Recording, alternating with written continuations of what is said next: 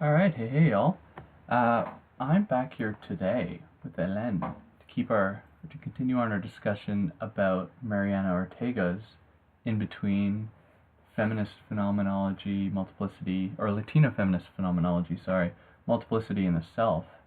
And in the first episode, we got up to about chapter 5, about the first half of the book, and we went over Ortega's discussion about world traveling, about multiplicity, about the contradictory self, and what that necessarily means for feminist thought, especially Latina feminist thought. Now this will begin here with chapter 5, so titled Multiplicitous Beings, I believe, if I'm not lying to you. Becoming. Multiplicitous Becomings, right, in which she begins to talk about identity politics and how she makes a distinction between her own line of thought and how identity politics is often taken up, pretty much outlining the limitations that she sees in it. So Hélène, say hello. Hi. If you'd like. I won't introduce you again. You know, go to the last video for that one. Was there anything you want to start out with here? Yeah, I think that Ortega has a really interesting view of coalitional politics or coalition politics, in that for her it's about the relationship between the self and the other. And again, she's using Lugonis's work, among others. So I think one of the interesting concepts that she talks about is the possibility for becoming with. And she says that that's the possibility that her relations with others with whom she fights oppression is an experience that stands to change both who she is and her understanding of the world she inhabits. And that is paraphrased pretty much directly from 146. So I think that by this concept of becoming with really it allows for her conception of the multiplicitous self to fit within this version of coalition politics in an interesting way. Yeah, absolutely. But to me that sounds like it could easily fall under the umbrella of identity politics if we consider there being differences and simply, I guess, fostering those differences. We're trying to work within those differences. So my question is, what is the distinction that she makes between her vision of coalition politics and where she sees identity politics falling short? Well, I think it's because she's challenging the way that identity politics is often perceived as being about one's own, personal identity and having that in common with others. And I think that her critique of that view, which I don't think is necessarily the only way to talk about identity politics or the right way even. I think that that's just a popular way. But I think her critique of that is that there's this idea of sameness within that way of talking about identity politics. I have the same piece of identity as you, and I think that she finds that problematic and is critical of that. And I think that her discussion of the becoming with others or the other is sort of an alternative to that way of thinking. Right. So in her words, she says that yet there is a need for rethinking the concept of identity so that it will not mean sameness, essence, or ahistoricity, and for reconfiguring identity politics so that it is not conducive to homogenization, essentialism, fragmentation, or separatism. Yeah, and I think it's really important when she talks about essentialism and ahistoricity, because someone saying, I'm a woman and you're a woman and therefore we share that identity, is obviously really problematic. Being a woman means different things to different people in different times and different places. Being a woman in the U.S. being a white woman in the U.S. today is very different from being even just a black woman in the U.S. today. That's only one of like many sort of contexts that you could think about. So I think that it's a fair criticism that she has, or a fair sort of, not criticism, but a fair point, I guess. Yeah, absolutely. And earlier on in the book, she makes a distinction between like Ansel Dua, who is, this tenured professor, tenured professor, and those other people that actually live in the interstices, right? Live in that borderlands area, which problematizes that idea of just saying like, Latina women have a different experience than white women, because then we have to question, what does Latina necessarily mean? There are, degrees to that, right? Yeah. Which I think is what she's trying to get at, is that we have intersectional feminism, but she doesn't want it to stop there with just these kind of homogenizing terms, where Latina just means this. Yeah, but I don't think that she's saying that that's what intersectional feminism does. I think that she's saying that that's how it's taken up, and that taking up of it is problematic. Yeah. And I think the same about coalition politics. Yeah. And I don't know if she would think about identity in degrees necessarily either, but certainly like the piece about homogenous sameness, essentialism is important. Yeah, and that would be the distinction that she makes similarly earlier on between ontological pluralism and existential pluralism, where an ontological pluralism would imply that there are quantifiable, kind of understandable, mappable others that fall into this general discourse of difference, whereas she wants to problematize that and say, like, no, these contradictory selves are very difficult to grasp. So it's not so simple as saying, like, oh, you over there, and your identity is what you embody, and that's it. Like, and we can wipe the slate with it. Like, she really wants to complicate that. At least, that's what I get here. Right, and this is illustrated well when she states this, that it is this ability to see various perspectives from various worlds that is especially important for multiplicitous selves, because it allows for the possibility of critical reflection and resistance. And I have a question for you here, then. Resistance to what? What does this resistance look like in the context of Ortega? Oh, I think she's talking about oppression. What does that look like? Oppression? Well, racism, exclusion, white supremacy, sexism, and homophobia, certainly. How does this fostering of a multiplicitous self or a contradictory self challenge that? Well, I think that's what she's getting at with Lugonis in the first half of the book, where she's talking about multiplicity and world traveling. So we're talking about thinking from different perspectives in different ways. I think earlier in the book she talks about resistance and world traveling as connected to new possibilities. This is page 100. New possibilities of understanding oneself, having different attributes, of seeing oneself as capable of overcoming fear and domination, and as being creative and skillful in spite of the perception from the dominant group that considers that self as unworthy, inferior, and expendable. So it's just, okay, because I am curious. When we speak about oppression, I feel like it often takes a deceptively homogenous, it assumes a deceptively homogenous character.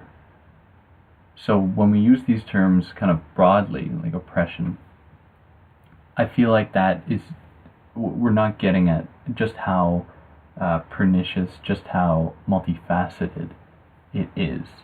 So I think that in a sense, obviously, Ortega is pointing to an interesting form of resistance, but I think if we don't think about oppression as being like kind of, in the Foucauldian language, kind of occupying these capillary functions, then we are running the risk of not actually developing a discourse that will approach it.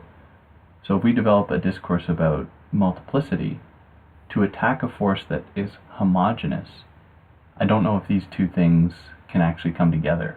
Yeah, I don't know if it's something homogeneous at all. I think that the problem when you start listing types of oppression, which she doesn't do, and I guess could have done, is that then she'd be undoing the work that she's doing here when she's critiquing views of identity politics, is that this list of types of oppression that add up, and that some people get to claim and others don't. So I think when she's talking about resistance, it's not like a specific resistance to a specific type of oppression. She's talking about resistance, critical reflection, broadly, and that can take many different forms for different folks.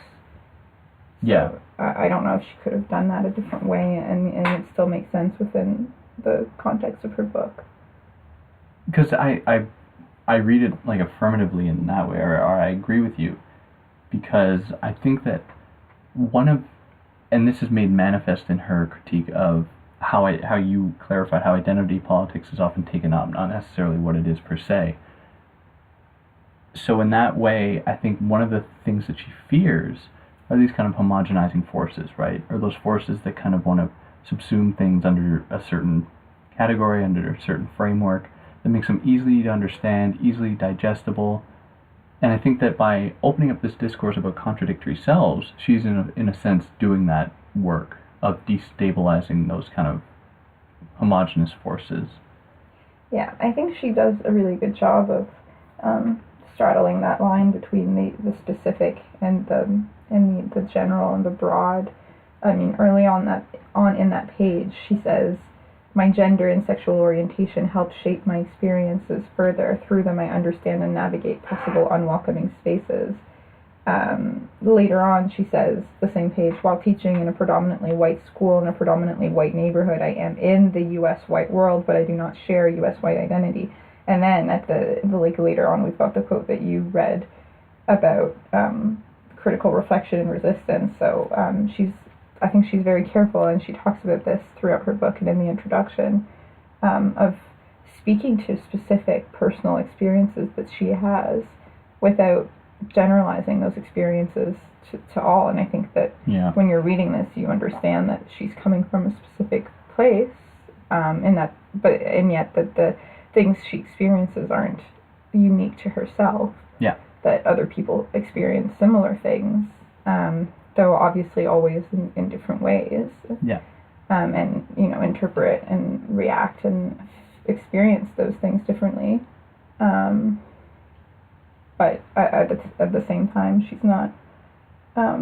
This isn't sort of that essentializing philosophy of where you're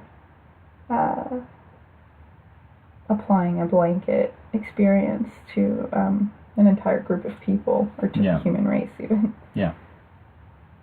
No, for sure. That's a very good point. So in generating this distinction between the identity politics that she sees as being not quite as resistive as she would like it to be, her form of coalitional politics takes on this form, or it assumes three key elements, and they are as follows. The first being an understanding that coalitional politics is both a matter of being/belonging as well as becoming, which includes location, being with, and becoming with, that lead to transformation. The second element is an attunement to the intersectional or intermeshed aspect of our identities, or an understanding that the experience of multiplicitous selfhood is informed by the intersection of various axes of power. The third element is a recognition not only of shared oppression, but resistant agency, which is dependent on what Lugonis theorizes as complex communication that can lead to deep coalition.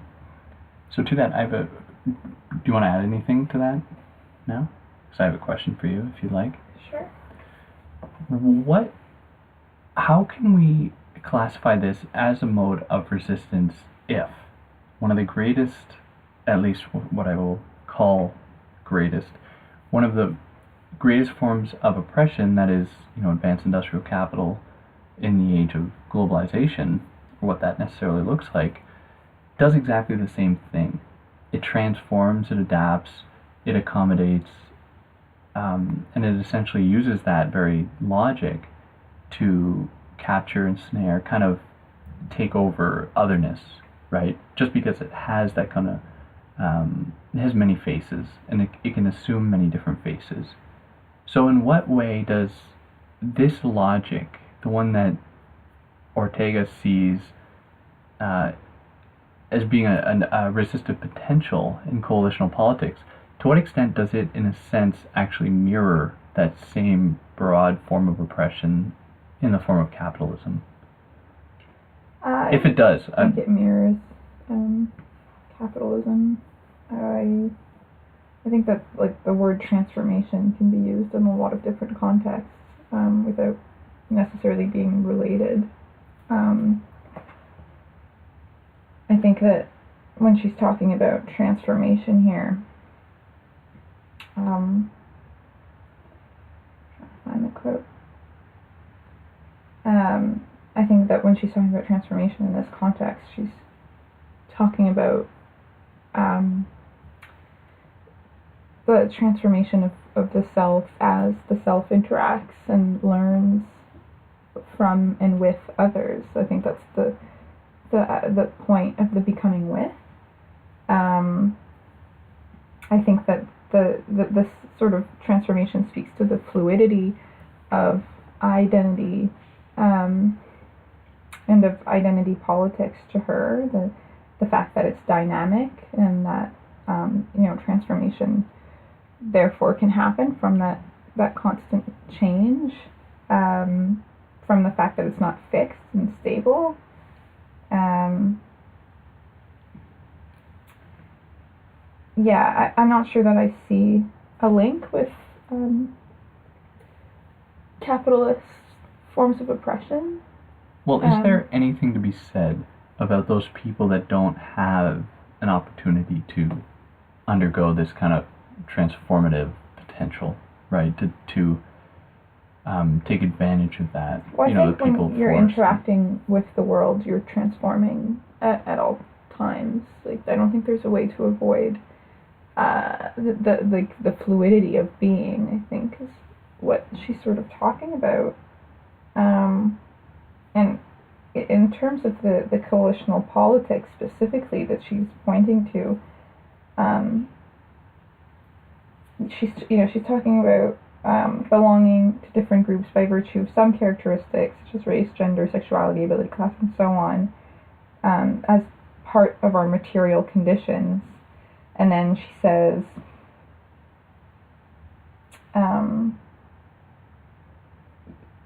however, common location and material conditions are understood by way of a complex nexus of meanings that are shared. So, I think that, folks who might share some characteristics and not others, if we're talking for her about race and gender, sexuality, ability, class, that she's talking about not understanding those material conditions as these stable, fixed, essentialized, ahistorical, parts of identity that you sort of hold on to and own, and that bond you with others. And I think she's thinking, yes, these are material conditions that exist and they're important, and they have real material consequences and effects, but she's thinking about them as a little bit more complex, in that they're fluid, they're changing, they're interconnected, they can't be neatly separated from one from the other. And I think that transformation for her, it's not like this thing that happens once and you're transformed. It's like speaking to that fluidity and that complexity of you just constantly being transformed and transforming yourself as you're interacting with the world in these different changing, fluid contexts. I would certainly agree that transformation is inevitable.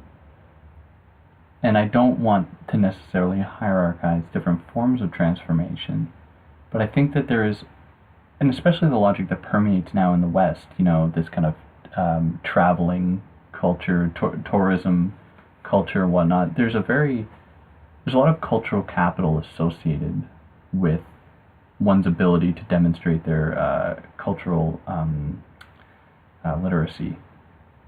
And I think that is oppressive. So I think there's a distinction to be made between like just transformation for the sake of transformation and this kind of resistive transformation that Ortega is talking about. Because I don't think she's doing that. I don't think that she's messing up. Doing that either. And I think, like, if we think about Simone de Beauvoir's Becoming Woman, or better yet,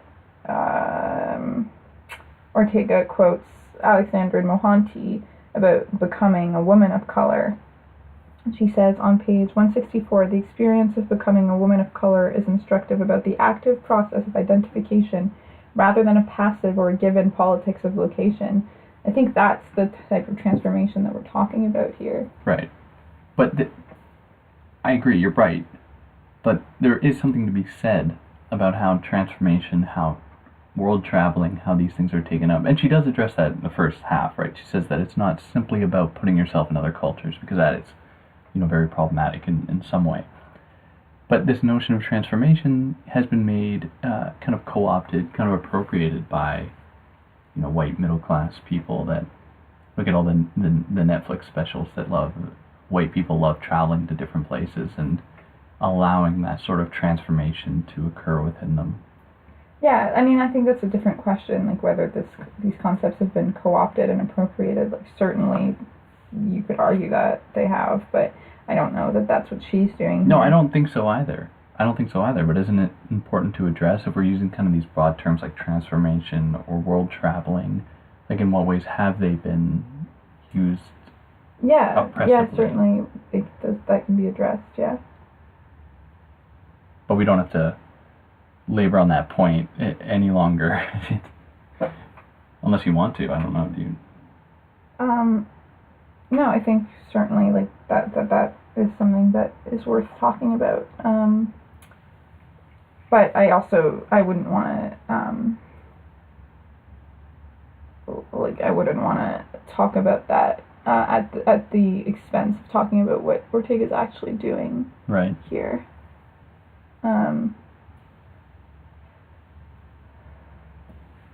Yeah. So, moving into the next chapter, she brings in a new concept that is a post-positivist realist theory of identity, or PPRI, as she refers to it here in brackets. But PPRI is an account of identity worthy of attention due to its in-depth treatment of the claim that there is a causal connection between identity and social location, i.e., the self's location in terms of race, class, gender, sexuality, ability, and so on.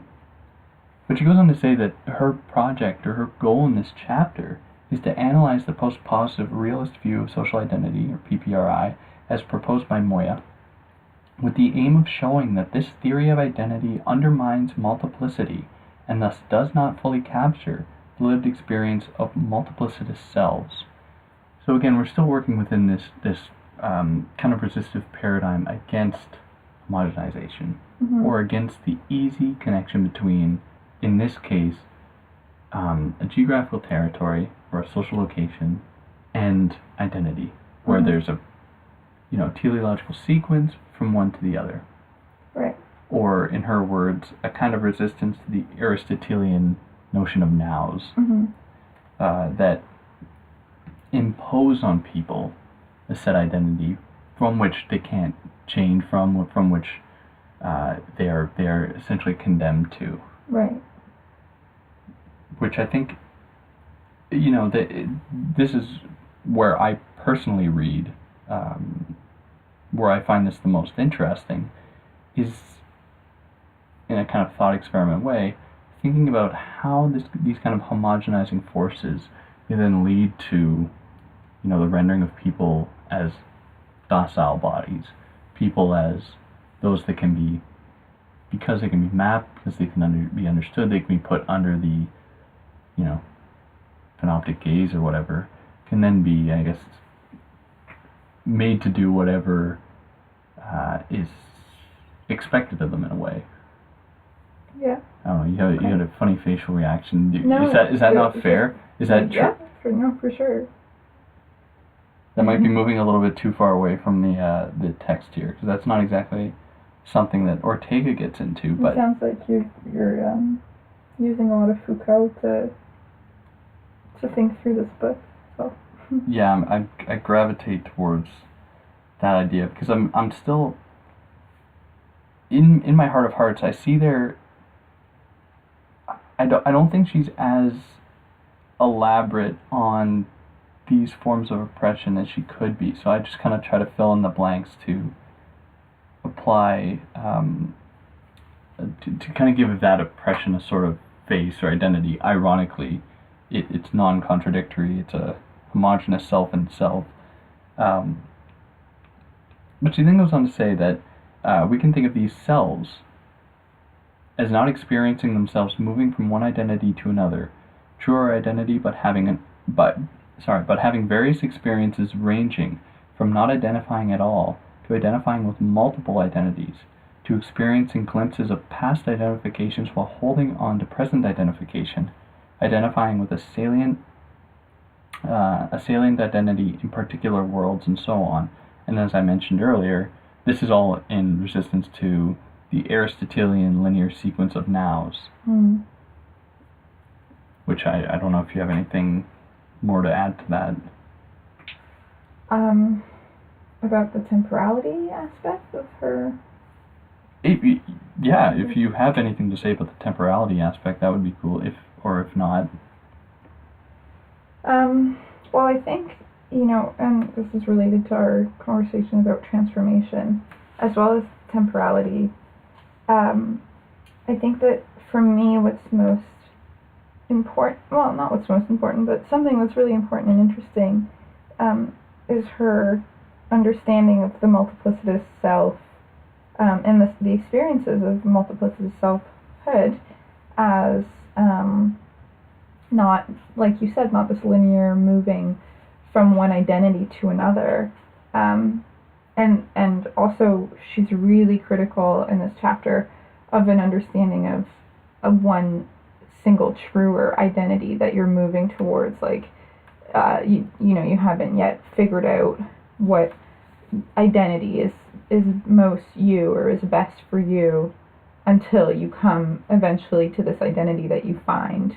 And then that's who you are, and that's the best identity for yourself. I think she's really critical of that. And that's really important to me because I'm really interested in trauma and identity.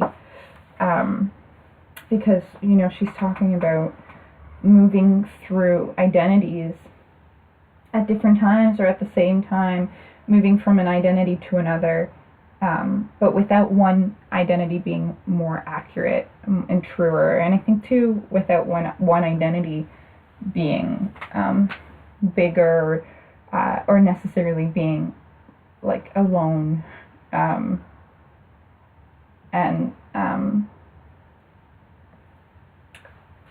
sort of like, I think we have a lot of difficulty with this concept. I think that when we're thinking about psychology and identity, we're often thinking about like who am I,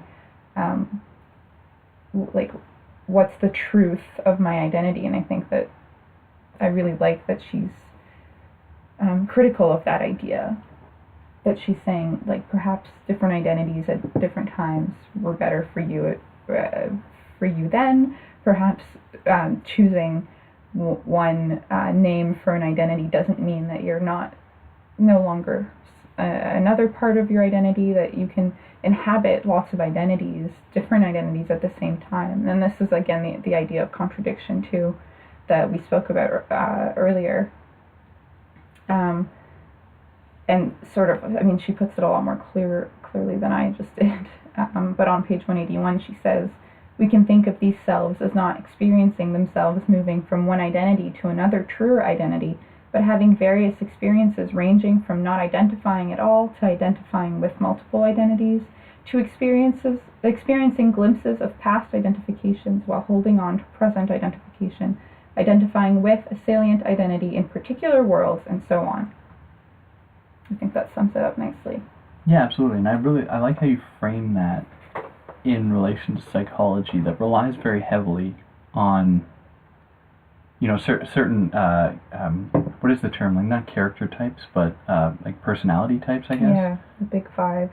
Yeah, and which, grossly simplistic. Yeah. That reduce people to these kind of archetypal type structures when, obviously it's much more complicated than that. And it's not as though we even need to apply some kind of like analytic rigor or epistemological rigor and say, oh, well, in Mongolia it's different because of that. But in any given context, in any given, societal setup, cultural framework or whatever, you can never reduce people to, 5, 6, 12. Like, it's I think impossible. What Ortega's doing there is so much more complex than any of that. I could be wrong, but I don't think that she would even engage with that sort of thinking. No, this is the great thing I think about this book.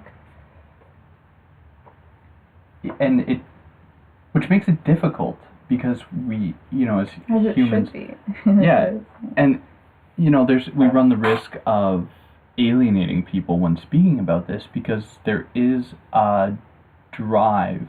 And I don't know if this is a contemporary phenomenon or it's just been what people have always gravitated towards, but simplicity, especially simplicity in categorization, which I think whether or not now it's only becoming possible, especially with this book as an example, to resist that. But I think it's interesting nonetheless that she's thinking about it in this way. Yeah, that certainly, and I think we could get into a whole nother conversation about that. That would be a little bit getting away from the book itself, but certainly there's a pull towards the understanding the self that I don't think she's trying to do there. Yeah. But at the same time, we have the kind of postmodern discussion that is going on. She also wants to resist that, right? She doesn't want it to just be like, oh, whatever. Yeah, cultural it's based in material conditions. I think she's very clear about that she's not. This isn't just theory up in the air. This is real material conditions that are felt. And I think that's why the examples of her own life that are speckled throughout the book are really important. Yeah. So on one end, she, with PPRI, there being that very easy connection between the material conditions of life, whether it be the land or whatever, and social identity. She also doesn't want it to be the total opposite, right? Where there's absolutely no connection. Any relationship we have to the material is purely a linguistic one. It's one that only exists within the text. So she's trying to think of a space either in between or outside. I think she's just showing us that that theory doesn't need to be separate from real life. I think that she's just that her work is and vice versa, that work on real lived experiences isn't not theory. So I don't think it's straddling a line. I don't think it's being in between or doing both. I think that they're interconnected, and the one doesn't mean that the other is not happening. Yeah.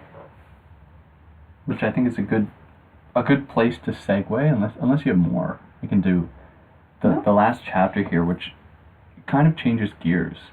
Yeah. So it's titled Home Tactics, and in this she kind of lays out a praxis. She wants to think about this. What are the possibilities for survival in a sense? How do people make it through this world? And for her, it ultimately comes down to home tactics. Now, she's clear that that it's kind of ironic to use the term home, because she says that the home question is particularly difficult for the multiplicitous self, whose life and context are such that she has to continually world travel, and thus the home question becomes a question of homes, because home kind of implies this sort of territorialization, a kind of grounding, if you will, that, resists that potential for change, for transformation, or whatever. Yeah.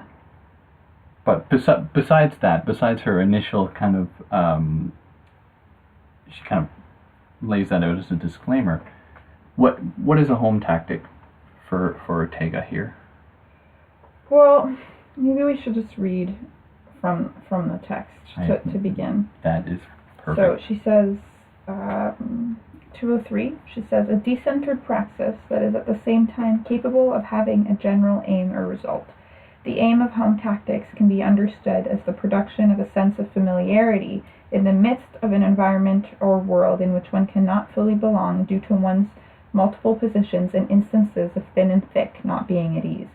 Then later on 207, she says, while home tactics can be said to have this general aim, no specific set formulation of what these practices look like is possible, since one of the main features of tactics are precisely their unmappability and their working blow by blow, taking advantage of opportunities as they present themselves. So I think your point about the contradiction in the use of the word home is interesting. I think that my interpretation of the way that Ortega is using home is that you're right, and that she doesn't want this comfort and familiarity to be like this permanent territory. Also, she talks about colonization and later, which maybe we can get to. But to me, it's kind of related to that conversation from earlier on in the book about the thin and thick not being at ease. And I think, at least my interpretation of that is that she's talking about the potential for resistance in this not being at ease. And this, how that can lead to world traveling. But I think that to her there's also a limit where if the sense of not being at ease is too thick and too permanent, then that can cause, I forget what her wording is. See if I can find it. Yeah, I think that she's not trying to romanticize the sense of not being at ease, in saying, like, in denying the oppression and the anxiety and the threatening, the danger of it, but I think. And I couldn't find it in the book in the quick minute that I looked through it, but I know in our conversation with her that she does acknowledge certain types of trauma that are too much to bear, and that perhaps that potential isn't there. So I think my interpretation is that though she's encouraging, not encouraging, but though she's acknowledging and speaking to the potential of the thin and thick not being at ease, I don't think that necessarily means that she doesn't want us to have to be able to find some sense of comfort where we can. I think that's how I understand home tactics. Yep. And I particularly enjoyed her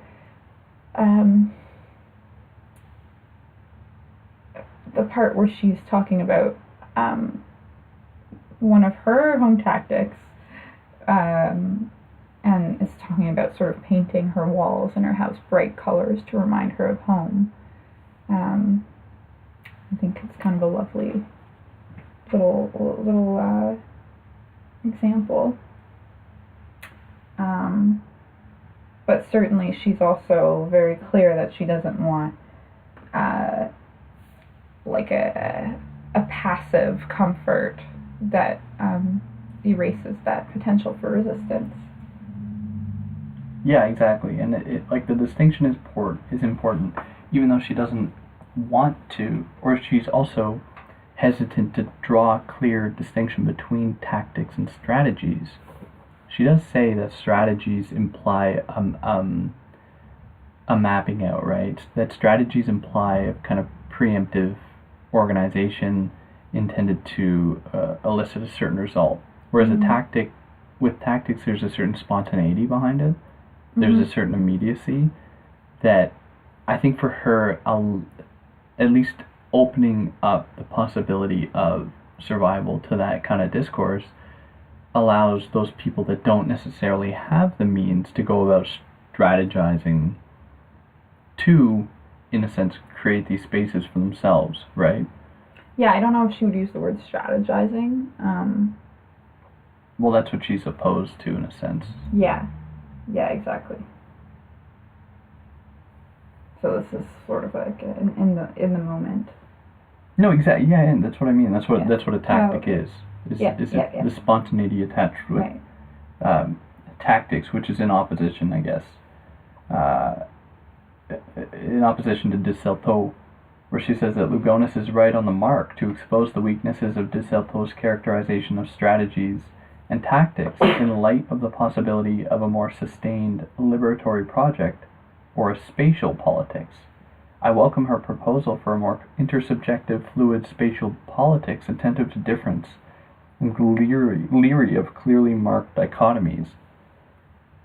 Yeah. Because for her, even if, de Certeau is well-intentioned with by establishing a tactic as opposed to a strategy, she sees a limitation to that, in that it implies, a kind of binary relationship that would inevitably follow the same kind of route of homogenization that she so fears. Yeah, and I think another sort of to me that I quickly mentioned earlier, a really important part of this chapter is when she's talking about home tactics. She makes a very clear distinction between the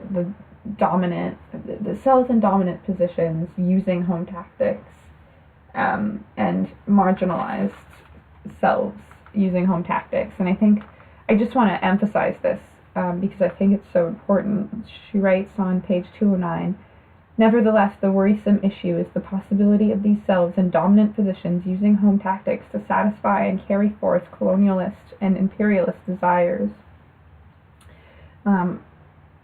Another way, she says, to make the point is by asking whether the colonizer can engage in home tactics if he does not feel at ease in specific contexts of the colonized society, and whether he can engage in those practices as a way of imposing his home in the new territory. And I think that this is particularly important, not only in terms of the historical significance of colonialism. She talks about the British, Spanish, and other colonizing countries bringing their home with them to new places of conquest, but also because it's such a relevant conversation to have today, with all the freedom of speech talk and the safe spaces and trigger warnings and all that. So I think and she says very well, while initially some of the practices might be in fact a matter of being more comfortable in unfamiliar environments, one can easily see how these practices become impositions. In these cases, I would say that those practices the colonizers used in order to bring their homes with them cannot be seen as home tactics in the sense described here. They do not represent ways of making do in unfriendly, unwelcoming environments for the purposes of creating comfort in a life filled with difficulties due to one's in-betweenness, marginalization, and oppression. They are sustained, intentional practices with the specific purpose of imposing one's way of life on a world that one considers inferior and inhabited by inferior beings. And so again, coming back to this distinction between strategies and tactics, she says these practices become strategies intentionally deployed to undermine, demoralize, and chip away at the fabric of a society that is not regarded as worthy of respect. So very different, obviously, than what she's talking about. Yeah. No, it's a very good point, and I really like that she takes that up, because there is always that risk that someone's theoretical discourse would be mobilized or used for... Yeah, she's careful to think about how it could be interpreted in the wrong hands. Yeah. And it is being interpreted in those ways, like as we've seen and continue to see, of people comparing like safe spaces to exclusionary white supremacist spaces, for example. Yeah. And it's on that note that she ends the book when she says that, recall how Hegel wrote that women are like plants and that Africans could not arrive at Geist. Hegel's views of women and people of color being just two of the many reminders of the narrow, restricting, and alienating intellectual space of philosophy, the space that I precariously inhabit. And her final line is, I offer you these words, these thoughts. I carve out a space for me in this philosophy that was never meant to be a home for me. This is one of my home tactics. Mm-hmm. Ends it on a very beautiful note in that way. Yeah, a lovely ending. But following the book, she has an afterword, which we don't have to get into here. But I regrettably call it funny, but she says of Kant and Hegel that how many texts written by women and men of color are read in philosophy classes? How many of these texts are taught in the courses in Introduction to Philosophy and Continental Philosophy? When Hegel or Kant or other great figures of philosophy are taught, are there inappropriate, racist, sexist remarks taught as well? But those views are characteristic of his time, many will say. Many more will complain about imposing contemporary attitudes concerning oppression to historical periods when these concerns found no expression. And there will be the ones who say that the type of philosophy they teach just doesn't have anything to do with particularity. So universal are their concerns that there is no need to bring cultural, historical, or social considerations or issues of social identities. Let those who teach literature, psychology, and sociology do that work. Let them digress. Or there are just not that many works by people of color or women that could be used. Or I just do not know that literature. I need to ask a person of color to give me that information.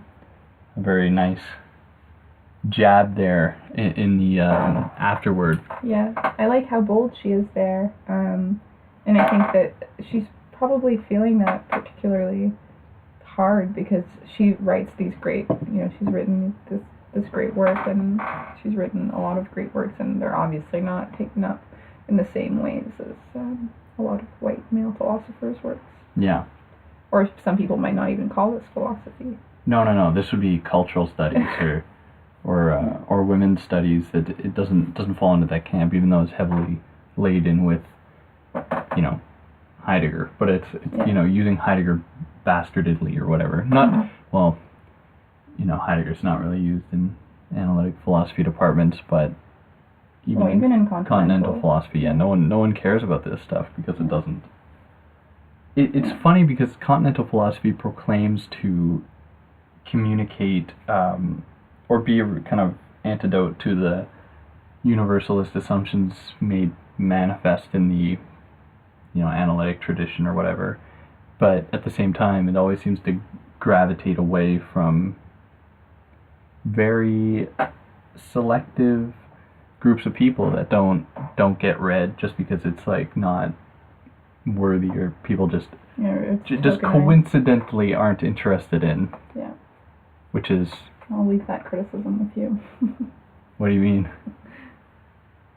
What, you think people won't like that? Well, if you got a problem with it, you know how to leave it. But on that note, unless you have anything else to say, Elaine? No, I think we've covered it well. I think we got through it here. For those of you that listen this far, thank you very much. And like I said, if you have any beef with us, or me specifically, you know how to leave it. There's a dislike button for a reason. But anyways, for those that listened and enjoyed it and got something from this, I know I did. Thank you for listening, and I'll see you next time. Bye.